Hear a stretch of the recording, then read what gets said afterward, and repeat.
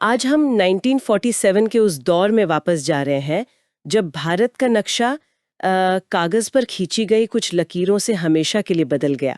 आपके दिए गए सोर्सेज में बंटवारे और 500 से ज्यादा रियासतों को एक करने की कहानी बहुत गहराई से बताई गई है। और ये सिर्फ नक्शे की कहानी नहीं है, ये करोड़ों लोगों के उजड़ने, एक नए देश के बनने और उस अविश्वसनीय चुनौती की कहानी है जहां एक बिखरे हुए देश को एक राष्ट्र में पिरोया गया। और कहानी की शुरुआत ही एक ऐसे फैसले से हुई थी जो आज भी बहुत अजीब लगता है। आप सर सिरिल रैडक्लिफ की बात कर रहे हैं? हाँ, वही इंसान जिसे भारत और पाकिस्तान के बीच की सीमा खींचने का काम दिया गया था।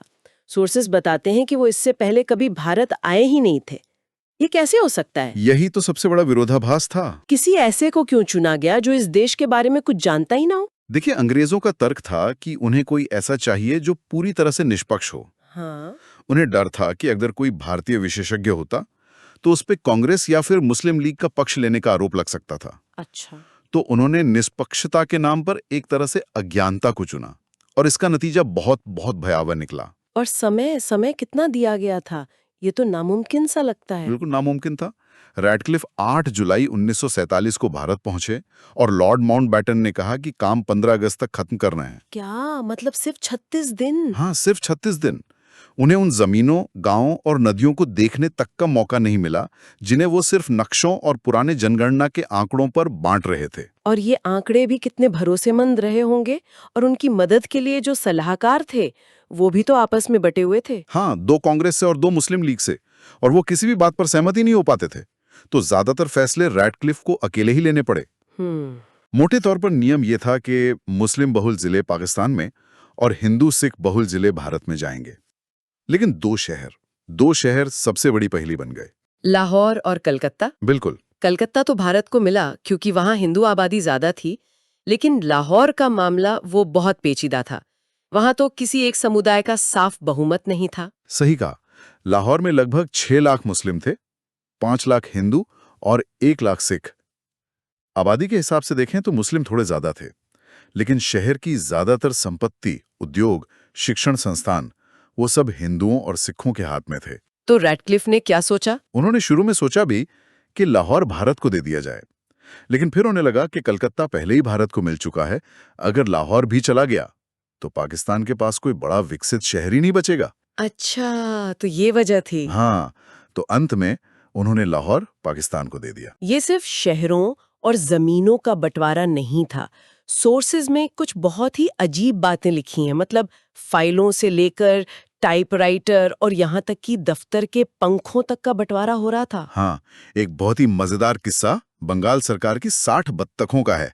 उन पर भी बहस छिड़ गई कि ये पूर्वी बंगाल मतलब पाकिस्तान की हैं या पश्चिमी बंगाल मतलब भारत की। बत्तखों पर? जी। जब तक फैसला होता, बिल अटका रहा और वो बत्तखें एक वेयरहाउस में पड़ी रहीं। ये दिखाता है कि बंटवारा किस हद तक चला गया था। लेकिन इन छोटी छोटी बातों के पीछे एक बहुत ही भयानक त्रासदी छिपी थी। क्या रैडक्लिफ को अंदाजा था कि उनकी खींची लकीर से क्या होने वाला है? शायद नहीं। वो तो इतने परेशान हो गए थे कि उन्होंने इस काम के लिए अपनी 2000 पाउंड की फीस लेने से भी इनकार कर दिया। लेकिन असली गलती कह सकते हैं माउंटबैटन की थी। वो कैसे? रैडक्लिफ ने अपनी रिपोर्ट 13 अगस्त को ही दे दी थी, लेकिन माउंटबैटन ने उसे सार्वजनिक नहीं किया। लेकिन क्यों? आजादी से पहले लोगों को पता तो होना चाहिए था ना कि उनका घर भारत में है या पाकिस्तान में। माउंटबैटन को डर था। उन्हें डर था कि जैसे ही रिपोर्ट सामने आएगी, दोनों तरफ दंगे भड़क जाएंगे और आजादी का जश्न फीका पड़ जाएगा। उन्होंने सोचा कि पहले आजादी मना लेने दो, इस मुश्किल से बाद में निपटेंगे। और इसका नतीजा? नतीजा ये हुआ कि 15 अगस्त को करोड़ों लोगों को यही नहीं पता था कि वो किस देश के नागरिक हैं। जब 17 अगस्त को घोषणा हुई तो पंजाब में जैसे कयामत आ गई। और नेहरू और लियाकत अली खान, जब उन्होंने रिपोर्ट देखी तो उनका क्या कहना था? दोनों ही बेहद नाराज थे। सबसे बड़ा विवाद गुरदासपुर को लेकर था। ये एक मुस्लिम बहुल जिला था, लेकिन इसे भारत को दे दिया गया था। अच्छा। पाकिस्तान आज तक मानता है कि ये उनके साथ धोखा था। लेकिन गुरदासपुर का भारत को मिलना इतना जरूरी क्यों था? ये एक बहुत ही बड़ा रणनीतिक फैसला था जिसका असर हम आज तक देख रहे हैं। रैडक्लिफ ने रावी नदी को एक प्राकृतिक सीमा माना था, लेकिन इसका असल महत्व ये था कि गुरदासपुर के बिना भारत के पास कश्मीर तक पहुंचने का कोई जमीनी रास्ता ही नहीं होता। बिल्कुल, सिर्फ एक जिले के इस फैसले ने कश्मीर के भविष्य की पूरी कहानी लिख दी। अगर वो पाकिस्तान चला जाता तो आज कश्मीर का नक्शा शायद कुछ और ही होता। मतलब भारत का कश्मीर में विलय लगभग नामुमकिन हो जाता। हाँ, कह सकते हैं। ये एक ऐसा फैसला था जिसका नतीजा रैटक्लिफ ने शायद सोचा भी नहीं होगा, लेकिन इसने इतिहास की दिशा ही बदल दी। और जब 17 अगस्त को सीमाओं का ऐलान हुआ तो पंजाब में जो हुआ उसे इतिहास का सबसे बड़ा पलायन कहा जाता है। हाँ, 50 लाख से ज्यादा सिख और हिंदू पाकिस्तान वाले पंजाब में फंस गए और इतने ही मुसलमान भारत वाले पंजाब में। लोग अपना घर-बार छोड़कर एक अनजान भविष्य की ओर चल पड़े। सड़कों पर 50-50 मील लंबी इंसानों की कतारें थीं। इसे संभालने के लिए 55,000 सैनिकों की एक पंजाब बाउंड्री फोर्स भी बनाई गई थी, लेकिन वो 2 करोड़ लोगों के सैलाब के सामने कुछ नहीं कर पाई। और फिर वो घोस्ट ट्रेन्स की घटना है। ये सुनने में ही रोंगटे खड़े हो जाते हैं। मतलब नफरत इस हद तक पहुंच गई थी कि ट्रेनें लाशों से भरकर भेजी जा रही थीं। एक दूसरे को तोहफे के तौर पर। हे भगवान! ये उस पागलपन का सबसे भयानक चेहरा था। लाहौर से अमृतसर एक ट्रेन पहुंची, लेकिन कोई उतरा नहीं। जब दरवाजे खोले गए तो अंदर सिर्फ लाशें थीं और ट्रेन के डिब्बे पर चौक से लिखा था, ये ट्रेन नेहरू और पटेल को हमारा आजादी का तोहफा है। और ऐसी ही ट्रेनें दूसरी तरफ से भी आ रही थीं। हाँ, इंसानियत जैसे मर चुकी थी। पंजाब में तो ये हाल था। बंगाल का क्या हुआ? कलकत्ता में भी तो डायरेक्ट एक्शन डे के बाद से ही माहौल बहुत खराब था। कलकत्ता में भी बड़े दंगों का डर था, लेकिन अंग्रेजों ने अपनी सारी फोर्स पंजाब भेज दी थी। माउंटबेटन को लगा कि अगर कलकत्ता की तंग गलियों में हिंसा भड़की तो उसे कोई नहीं रोक पाएगा। तब उन्होंने गांधी जी से मदद मांगी। हाँ, तब उन्होंने अपनी आखिरी उम्मीद महात्मा गांधी से मदद मांगी। उन्होंने गांधी जी को अपनी 1 मैन बाउंड्री फोर्स कहा। और गांधी जी कलकत्ता पहुंच गए। लेकिन सबसे हैरान करने वाली बात यह है कि उन्होंने रहने के लिए शाहिद सुहरावर्दी को चुना। वही सुहरावर्दी जिन्हें कई हिंदू कलकत्ता का कसाई कहते थे और डायरेक्ट एक्शन डे की हिंसा के लिए जिम्मेदार मानते थे। ये तो आग से खेलने जैसा था। बिल्कुल, लेकिन गांधी जी की अपनी शर्तें थीं। उन्होंने सुहरावर्दी से कहा कि पहली शर्त यह है कि वो नोआखली के मुसलमानों से वहां के हिंदुओं की सुरक्षा का वचन लेंगे।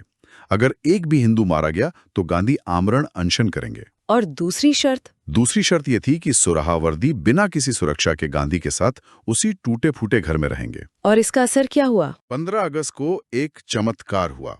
जहां दंगे होने की आशंका थी, वहां कलकत्ता में हिंदू और मुसलमान एक दूसरे से गले मिल रहे थे। लेकिन 16 दिन बाद जब पंजाब से नरसंहार की खबरें आईं तो कलकत्ता में भी हिंसा भड़क उठी। और तब 78 साल के गांधी जी ने आमरण अनशन शुरू कर दिया। हाँ।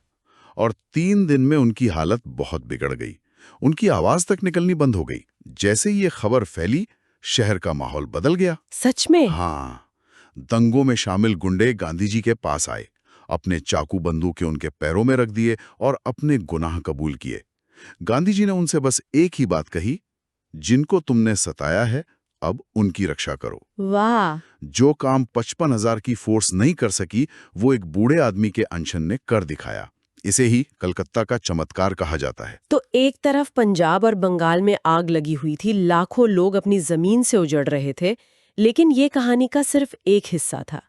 भारत के नक्शे के अंदर 500 से ज्यादा और मिनी पाकिस्तान बनने का खतरा मंडरा रहा था।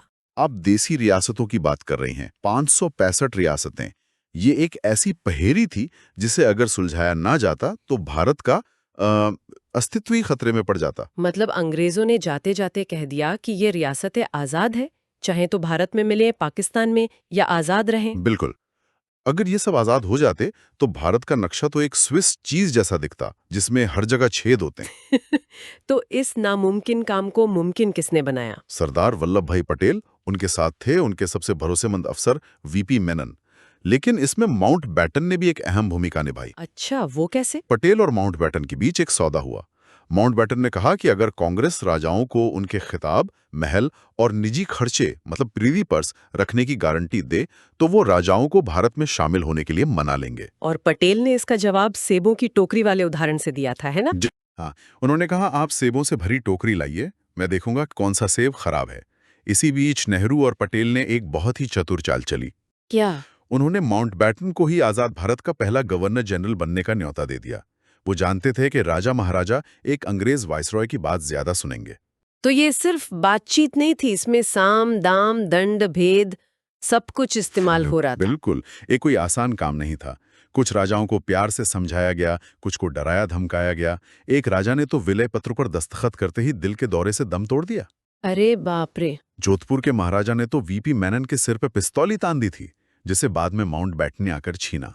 मतलब जान का खतरा भी था। हर पल। लेकिन पटेल और मेनन की जोड़ी रुकी नहीं। एक एक करके लगभग सारी रियासतें भारत में शामिल हो गईं। लेकिन कुछ मामले बहुत ज्यादा उलझ गए।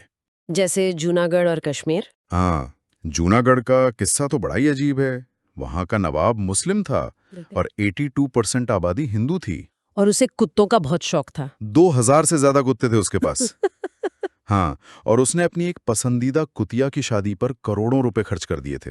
उसके दीवान शाहनवाज भुट्टो ने उसके मन में ये डर बिठा दिया कि अगर जूनागढ़ भारत में शामिल हुआ तो भारत सरकार उसके सारे कुत्तों को जहर दे देगी। क्या? कुत्तों को जहर देने का डर? ये तो किसी फिल्म की कहानी लगती है। इसी डर से नवाब ने पाकिस्तान में शामिल होने का ऐलान कर दिया, जबकि जूनागढ़ की कोई सीमा पाकिस्तान से लगती भी नहीं थी। तो फिर जिन्ना इसे कश्मीर के लिए एक सौदाबाजी के तौर पर इस्तेमाल करना चाहते थे।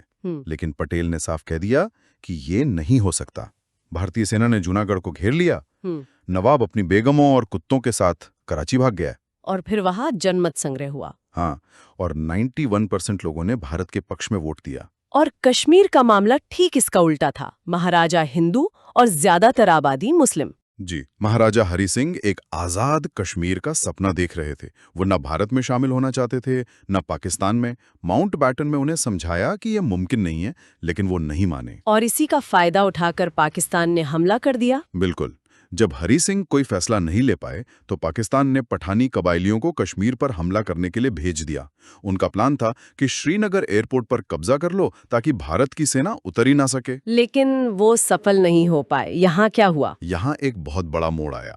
हमलावर जब बारामूला पहुंचे तो वो श्रीनगर की ओर बढ़ने के बजाय लूटपाट में लग गए। उन्होंने बाजार लूटे, सेंट जोसेफ कॉन्वेंट पर हमला किया और इस बर्बरता में कई कीमती घंटे और दिन बर्बाद कर दिए। तो क्या ये कहा जा सकता है कि हमलावरों के अपने लालच ने ही उन्हें रोक दिया? हाँ, उनकी यही देरी भारत के काम आ गई। घबराए हुए महाराजा हरि सिंह ने भारत से मदद मांगी और 26 अक्टूबर 1947 को विलय पत्र पर दस्तखत कर दिए। और अगले ही दिन भारतीय सेना श्रीनगर पहुंच गए। हाँ, अगले ही दिन भारतीय सैनिक श्रीनगर एयरपोर्ट पर उतरे और कश्मीर को बचा लिया। इसके बाद युद्ध हुआ, जो 1 जनवरी 1949 को युद्ध विराम के साथ रुका और जहां जिसकी सेना थी वहीं नियंत्रण रेखा, मतलब लाइन ऑफ कंट्रोल, खींच दी गई। इस तरह धीरे धीरे टुकड़ा दुकड़ा जोड़कर भारत का वो नक्शा बना जिसे हम आज जानते हैं। सही कहा।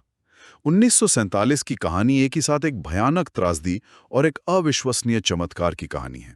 विभाजन एक त्रासदी थी, लेकिन 565 रियासतों का एकीकरण एक चमत्कार।